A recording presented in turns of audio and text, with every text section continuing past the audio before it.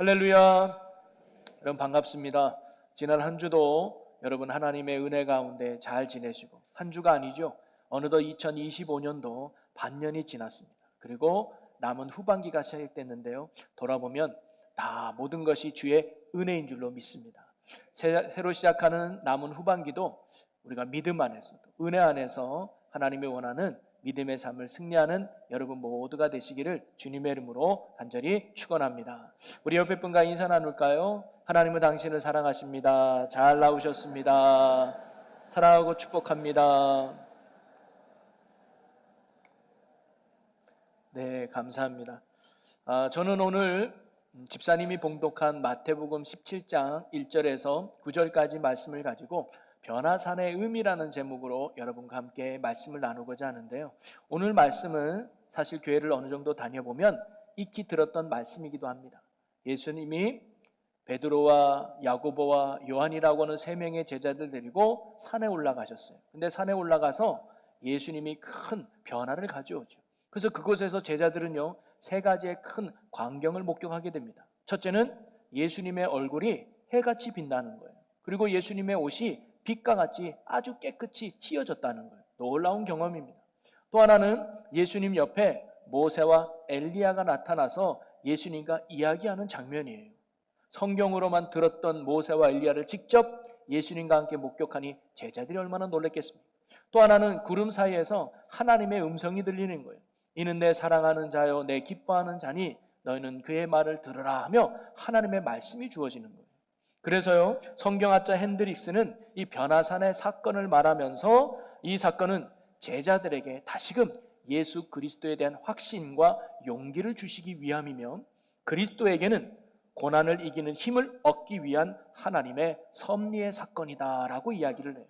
여러분 맞습니다. 오늘 이 변화산 사건은요, 베드로를 비롯한 다른 제자들에게 다시 한번 예수님이 어떤 분이신지, 그분이 정말로 이 땅에 오신 유일한 구원자라는 사실을 분명하고도 확실하게 깨닫는 아주 중요한 사건이었던 거죠. 자, 2절 말씀을 보면 그들 앞에서 변형되사 그 얼굴이 해같이 빛나며 옷이 빛과 같이 휘어졌더라 나옵니다. 예수님의 얼굴이 해같이 빛났다. 그리고 그의 옷이 빛과 같이 아주 깨끗이 휘어졌다는 것은 뭘 의미할까요? 바로 예수님이 우리의 더러운 죄를 깨끗이 씻어주시는 유일한 구원자가 됨을 말씀해 주는 겁니다. 예수님만이 우리를 천국으로 인도하는 유일한 구원자가 된다는 것을 보여주는 장면입니다. 왜냐하면 예수님의 얼굴이 해같이 빛났다는 것은요, 천국에서 구원받은 자가 누릴 모습을 예수님이 보여준 거거든요. 마태복음 13장 43절에 보면 그때의 의인들은 자기 아버지 나라에서 해와 같이 빛나리라. 귀 있는 자는 들으라. 여러분, 천국에서 살아가는 의인들은 어떤 모습이라는 거예요? 해와 같이 빛나는 모습으로 살아간다는 거예요. 바로 예수님의 얼굴이 해같이 빛났다, 이 말은 예수님을 믿고 구원받은 모든 성도들은 지금 보이는 예수님과 같이 후에 천국에서 해같이 빛날 것을 예수님이 그 자리에서 보여준 거란 말이죠. 또 3절을 보니까 그때의 모세와 엘리야가 예수와 더불어 말하는 것이 그들에게 보이거늘. 왜 많고 많은 성경의 인물 중에 모세와 엘리야가 나타나서 예수님과 대화를 하셨을까? 이것 또한 예수님이 유일한 구원자가 됨을 보여주는 장면인데요. 여러분, 모세와 엘리야는 구약을 대표하는 인물입니다. 모세는 율법을 대표하고 엘리야는 선지자를 대표하는 인물이죠. 즉, 율법을 상징한다는 것은, 율법은 오실 메시아를 예언하는 말씀 아닙니까? 또 선지자도 그리스도를 예언했어요. 바로 예수님은 율법에 예언된 대로, 선지자들이 예언한 대로 온 인류를 구원하기 위해 보냄을 받은 메시아라는 것을 그 장면을 통해서 제자들에게 다시금 일깨워 주었던 것이죠. 그리고 또 하나가 5절 말씀입니다. 우리 5절을 다 같이 한번 읽어볼까요? 말할 때에 호련히 구름이 그들을 덮으며 구름 속에서 소리가 나서 이르시되 이는 내 사랑하는 아들이요 내 기뻐하는 자니 너희는 그의 말을 들으라 하시는지라. 또 하나 예수님이 어떤 분인지를 하나님의 말씀을 통해 깨닫게 해주는데요, 하나님의 음성이 제자들에게 들렸습니다. 이는 내 사랑하는 아들이요 내 기뻐하는 자니 너희는 그의 말을 들어라. 바로 예수님이 우리가 믿고 따라야 될 구원의 왕이 되심을 하나님이 말씀해 주신 거예요. 여러분, 이런 하나님의 말씀은 오늘 우리도 들어야 될 하나님의 소리인 줄로 믿습니다. 우리를 구원하기 위해 이 땅에 오신 예수 그리스도, 우리에게 생명을 주시기 위해 이 땅에 오신 예수 그리스도, 그리고 우리를 하나님의 품으로 인도하기 위해 이 땅에 오신 예수 그리스도. 그러기에 예수님만이 우리가 따르고 우리가 의지하고 우리가 신뢰해야 될 구원의 왕으로 이 땅에 오신 참된 메시아가 되는 줄로 믿으시기를 바랍니다. 바로 이처럼 온 인류의 구원의 길이요, 삶의 진리요, 영원한 생명의 주인이 되시는 예수 그리스도임을 제자들이 다시금 예수님의 얼굴이 빛난 것을 보고 모세와 엘리야가 선 것을 보고 그리고 하나님의 음성을 듣고 다시금 제자들의 마음에 확신을 가졌다는 거예요. 야, 정말 예수가 그리스도구나, 정말 예수가 구원자구나라고 하는 믿음의 확신을 갖고 이 사건을 통해 다시금 예수님을 따르는 용기와 믿음을 제자들이 얻게 되었다는 거예요.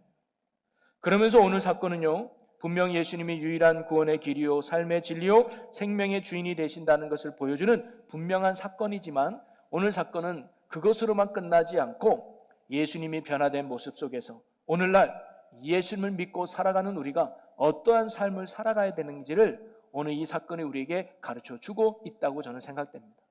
예수님을 믿고 구원받은 성도는 어떠한 신앙의 자세로 살아가야 되는가? 오늘 말씀에서 저는 세 가지를 한번 발견해서 여러분과 나누고 싶은데요. 첫째, 성도는요, 언제나 예수님을 바라보고 살아갈 때 구원의 의리를 누릴 수 있다는 겁니다. 마태복음 17장 오늘 1절에 보면 엿새 후에 예수님이 베드로와 야고보와 요한을 데리고 산에 올라가셨다고 해요. 그리고는 2절에 이렇게 기록해 주고 있습니다. 우리 2절 말씀을 다시 한번 같이 읽어봅니다. 그들 앞에서 변형되사 그 얼굴이 해같이 빛나며 옷이 빛과 같이 희어졌더라. 여러분, 여기서 중요한 건 그들 앞에서라는 말인 것 같아요. 제자들이 보는 앞에서 예수님의 얼굴이 해같이 빛나고 그의 옷이 빛과 같이 희어졌다는 거예요. 그뿐만 아니라 제자들이 보는 앞에서 예수님이 모세와 엘리야와 함께 대화를 나누었다는 것입니다. 여러분, 예수님이 제자들을 보는 앞에서 이러한 변화와 이러한 장면을 보여준 이유가 뭘까요? 사실 예수님은요, 제자들이 보지 않는 곳에서 변화될 수도 있었습니다. 제자들이 없는 곳에서 모세와 엘리야가 예수님과 함께 대화 나눌 수도 있었을 겁니다.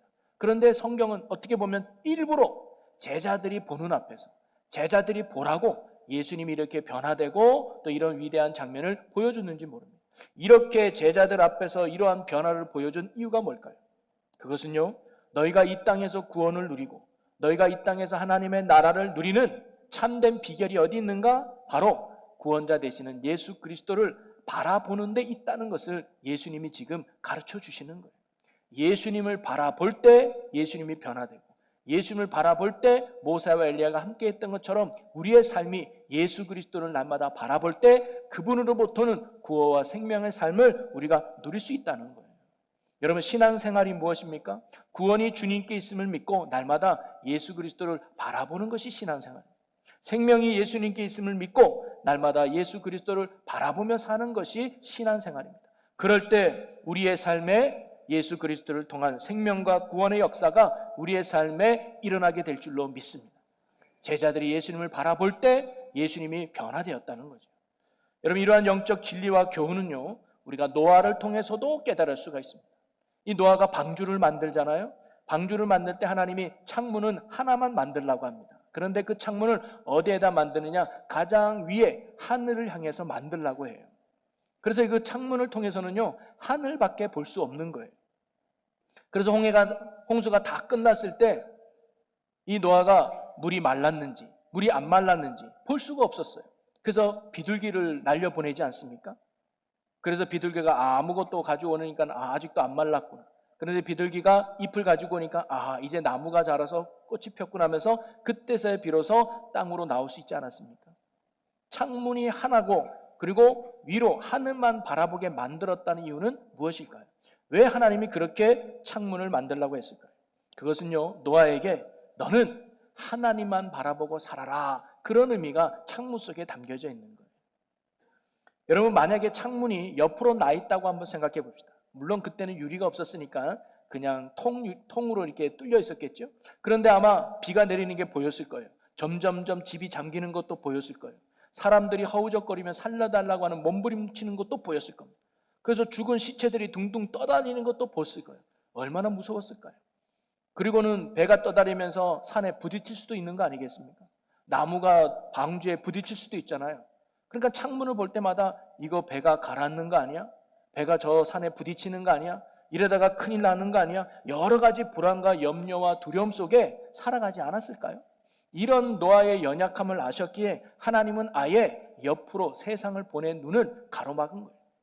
그리고 하나님은 창문을 하늘로만 나게 하셨던 것이죠. 그러면서 노아에게 세상을 향한 눈은 닫고 하나님을 향한 눈만 열게 하셨던 것입니다. 하늘의 하나님만을 바라보며 살아라, 그 메시지가 창문에 담겨져 있었던 거죠. 이처럼 노아가 하늘의 하나님만을 바라보며 살았기 때문에 그가 방주 안에서 온전한 구원을 누릴 수 있었는 줄로 믿습니다. 여러분, 어떻게 보면 오늘 우리가 살아가는 이 세상도 참 불안한 세상 아닙니까? 언제 무슨 일이 일어날지 모르고 언제 어떤 일이 생길지 모르는 참 염려와 불안이 넘치는 시대 속에 사실 우리가 살아가고 있는 거 아니겠습니까? 이럴 때 우리가 평안하며 승리할 수 있는 비결은 어디 있을까요? 바로 우리의 시선을 항상 구원자 되시고 생명 되시는 예수님께 두는 데 있다는 사실입니다. 그러니 오늘 저와 여러분이 세상을 향한 눈은 닫고 오히려 나의 구원과 소망과 능력과 생명이 되시는 예수 그리스도를 향한 눈을 뜨고 날마다 예수 그리스도를 바라보며 사는 믿음의 삶이 오늘 우리 모두의 삶이 되시기를 주님의 이름으로 간절히 소망합니다. 그럴 때 구원과 생명 되시는 예수님이 우리에게 새 힘을 주시고 능력을 주시고 생명을 주셔서 능히 이기게 하시고 승리케 하실 줄로 믿습니다. 두 번째로 오늘 사건이 믿는 우리에게 주는 도전은 뭐냐면 성도는 예수 그리스도를 가장 귀하게 여기며 살아가야 한다는 겁니다. 이것은 우리의 신앙의 본질과 가치를 어디에 두며 신앙생활을 해야 되는지를 가르쳐 주시는 것인데요. 자, 예수님이 모세와 엘리야와 함께 대화를 나누었다고 하지 않았습니까? 모세가 상징하는 건 율법이라 그랬어요. 그 당시 율법은 유대인들이 반드시 지켜야 될 행위가 율법이었습니다. 그래서 율법이 상징하는 또 다른 의미는 뭐냐면 의로운 행위가 바로 율법입니다. 한마디로 모세가 상징하는 건 신앙의 행위라고 볼 수가 있습니다. 또 엘리야가 상징하는 건 선지자라 그랬습니다.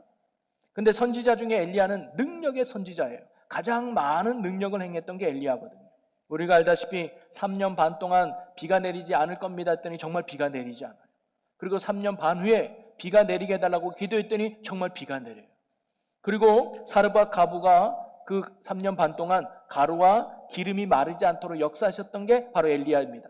그리고 그의 아들도 살려낸 게 엘리야 선지자예요. 그리고 갈멜산에서 불이 내려서 응답받아서 850대의 싸움에서 이긴 선지자가 엘리야 아닙니까? 그리고 마지막에는 불만과 불병거를 타고 하늘로 승천하며 죽음을 맛보지 않고 하나님께 올라간 선지자가 엘리야입니다. 한마디로 엘리야는 능력의 상징이에요. 그러기에 엘리야가 상징하는 건 신앙의 기적과 능력을 의미한다고 볼 수 있습니다.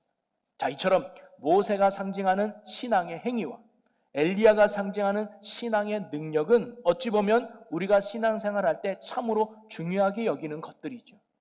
우리가 신앙생활할 때 믿음에 합당한 삶을 살아가는 것, 선한 행위를 일삼는 것, 이거 참으로 중요한 신앙 아닙니까? 그리고 우리의 삶에 하나님이 베풀어 주시는 놀라운 은혜와 능력으로 내 삶에 소위 간증거리가 많아지는 것, 기적과 능력의 삶을 살아가는 것, 이거 얼마나 복된 신앙입니까? 자, 그런데 오늘 말씀이 우리에게 가르쳐주는 건 뭐냐면 이러한 신앙의 업적과 신앙의 기적도 중요하지만 그것보다 더 중요한 게 있다는 것을 오늘 우리에게 가르쳐주고 있습니다. 보세요. 모세와 엘리야가 예수님과 함께 있었습니다. 신앙의 행위와 또 신앙의 기적과 또 신앙의 대상이 되신 예수님이 함께 있는 거 놀라운 모습이죠. 그래서 베드로는 이 광경이 너무 좋아서 초막 셋을 짓고 제가 이곳에 머물렀으면 좋겠습니다 라고까지 이야기를 했어요. 그런데 하나님의 음성이 들리고 제자들이 두려워서 엎드렸더니 예수님이 제자들을 다리 일으키자 그 자리에 누구만 남았어요? 예수님만 남았다고 성경은 말해줍니다. 8절을 다시 보면 제자들이 눈을 들고 보매 오직 예수 외에는 아무도 보이지 아니하더라. 여러분, 모세도 사라지고 엘리야도 사라지고 마지막 제자들 앞에 남은 분은 누구밖에 없는 거예요? 예수님밖에 안 계셨다는 것. 이것이 우리에게 주는 아주 중요한 메시지가 있습니다. 그것은 무엇을 의미하느냐? 우리가 신앙생활할 때 우리의 의로운 행위도 중요하지만 하나님의 놀라운 은혜를 경험하는 기적과 같은 간증도 중요하지만 정말 중요한 건 뭐냐면 바로 예수 그리스도, 그분이 중요하다는 겁니다. 하나님이 우리를 보실 때 가장 중요하게 여기시는 것이 바로 이겁니다. 나의 행위도 아니고 하나님의 놀라운 기적과 능력도 아니라 오직 예수 그리스도가 내 안에 있는가? 오늘도 나는 예수를 그리스도를 믿고 살아가고 있는가? 그것을 하나님이 오늘 우리에게 보신다는 거죠. 그것은요, 나의 행위로 구원받는 게 아니고 나의 능력으로 구원받는 게 아니라 오직 예수 그리스도를 통해서만이 우리가 구원을 누릴 수 있기 때문입니다.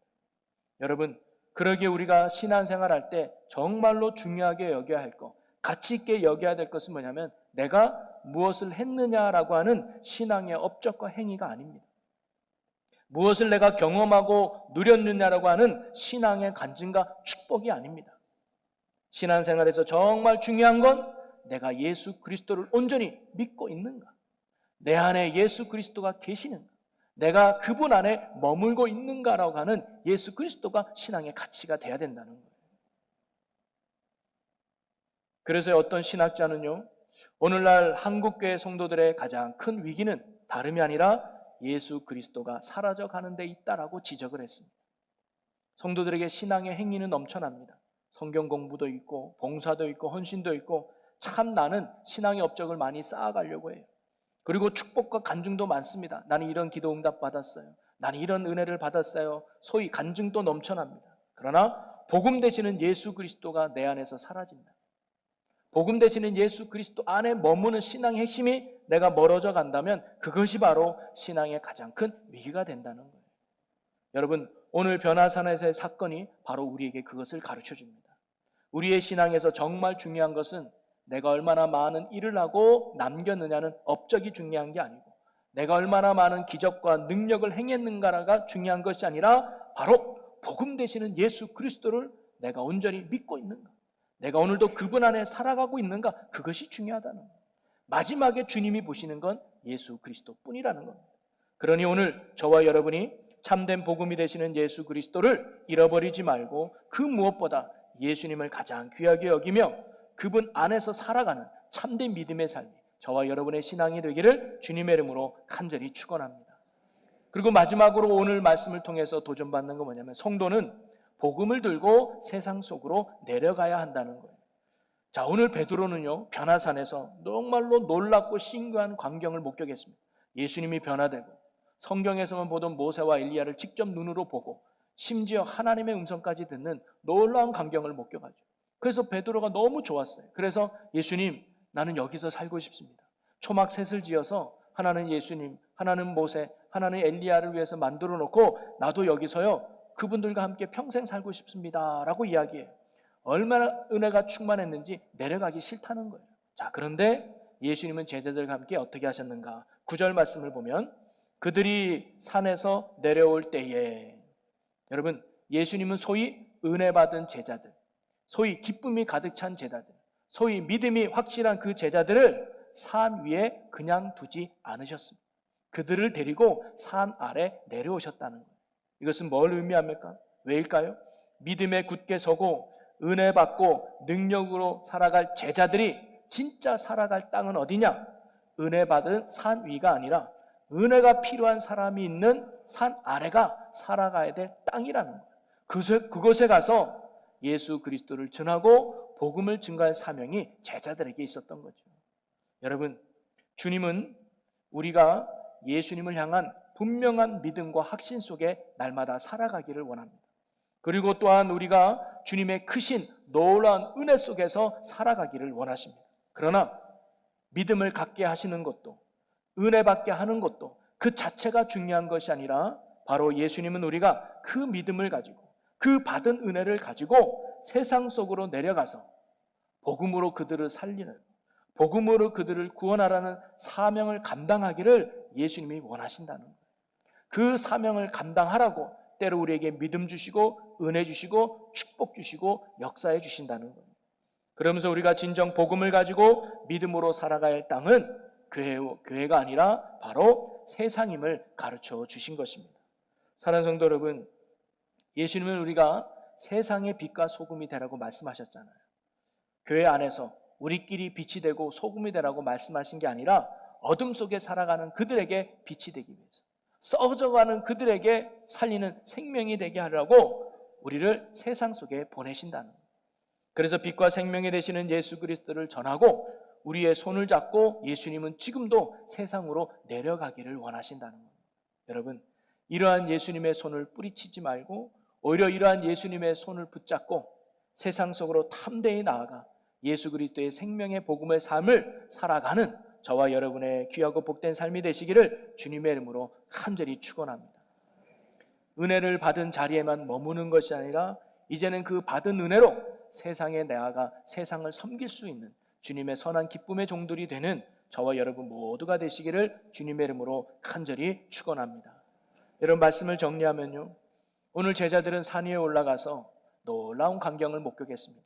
그 핵심은 예수님이 우리가 믿고 따르고 신뢰해야 될 참된 구원자가 된다는 사실을 다시 한번 제자들에게 분명하게 보여준 거예요. 그러나 그것은 단순한 믿음의 확신만이 아니라 오늘날 예수를 믿고 살아가는 우리가 어떠한 신앙의 자세로 살아가야 되는지를 예수님이 우리에게 가르쳐 준 거예요. 여러분, 이런 예수님의 가르침에 따라서 저와 여러분의 신앙이 언제나 예수님만을 바라보는 믿음의 삶을 살 수 있기를 주님의 이름으로 간절히 축원합니다. 예수님을 바라볼 때 변화가 되었고 예수님을 바라볼 때 능력이 일어났어요. 그리고 우리의 신앙이 신앙생활에 있어서 정말로 중요한 것은 나의 신앙의 행위나 은혜 받은 경험이나 간증이 중요한 것이 아니라 바로 복음 되시는 예수 그리스도, 우리가 그분 안에서 날마다 살아가는 삶의 모습인 줄로 믿습니다. 그러니 언제나 예수님을 잃어버리지 말고 오직 예수를 인생의 최고의 가치로 여기며 사는 참된 믿음이 저와 여러분의 믿음의 삶이 되시기를 주님의 이름으로 간절히 축원합니다. 그리고 우리가 복음을 들고 살아가야 될 삶의 장소는 교회가 아니라 바로 세상임을 알고 예수님의 손을 꼭 잡고 함께 담대하게 세상 속에 나아가서 복음으로 세상을 변화시키고 복음으로 세상을 구원하는 이 시대에 쓰임받는 믿음의 귀한 종들이 저와 여러분 모두가 될 수 있기를 주님의 이름으로 간절히 축원합니다. 이제 기도하겠습니다. 오늘 주신 말씀을 붙들고 함께 결단하며 기도하기를 원하는데요, 주님, 예수님이 나의 유일한 구원과 생명 되심을 붙들고 날마다 예수만 바라보게 하시고 주님 안에 사는 자가 되게 하여 주시고 세상 속에 나아가 담대히 복음을 전하는 선한 종으로 살게 해달라고 우리 이 시간 다 같이 주여 크게 한번 외치고 통소로 기도하겠습니다. 주여! 주님, 오늘 우리에게 주신 말씀을 깨닫고 우리가 날마다 예수를 바라보며 살게 하여 주시고 예수님이 가장 소중함을 알고 예수 안에 은혜 안에 살아가는 저희들이 되게 하여 주시옵소서. 또한 예수님의 손을 꼭 붙들고 복음이 필요한 세상 속에 나아가 담대히 예수를 증거하고 복음의 사명을 감당해내는 하나님의 신실한 종들 되게 하여 주시옵소서. 우리가 흔들림 없는 믿음으로 견고한 믿음으로 날마다 예수 안에 살아가는 믿음의 귀한 자녀들이 되게 하여 주시옵소서. 예수님을 잃어버리지 않기를 원합니다. 날마다 주님 주시는 능력으로 예수와 함께 더불어 세상 속에 나아가 담대히 복음을 전하며 승리하는 믿음의 귀한 종들 되게 하여 주시옵소서. 믿음대로 되게 하여 주옵소서. 이끄시 주님을 찬양합니다. 아멘. 할렐루야. 사랑과 은혜가 풍성하신 아버지 하나님, 우리가 예수님만을 나의 구원이요 생명됨을 잊지 않고 굳게 살게 하여 주시옵소서. 그래서 생명과 구원 되시는 예수님을 향한 믿음의 시선을 결코 빼앗기지 않게 하시고 항상 주님만을 바라보며 사는 자가 되게 하여 주옵소서. 예수님이 내 인생의 가장 귀한 분임을 알고 내가 무엇을 하는가를 넘어서 내가 무엇을 얻었는가를 넘어서 오직 예수님만을 붙들고 예수 안에 사는 자가 되게 하여 주시옵소서. 그래야 하나님을 알지 못한 이 세상 속에 주님의 그 능력의 손을 꼭 붙들고 담대히 내려가 생명 되시는 예수 복음을 통해 세상을 살려내는 이 시대에 쓰임받는 믿음의 귀한 종들이 되게 하여 주시옵소서. 또 이 시간 후에 주님이 베푸신 은혜와 사랑을 기억하며 귀한 성찬식을 하려고 합니다.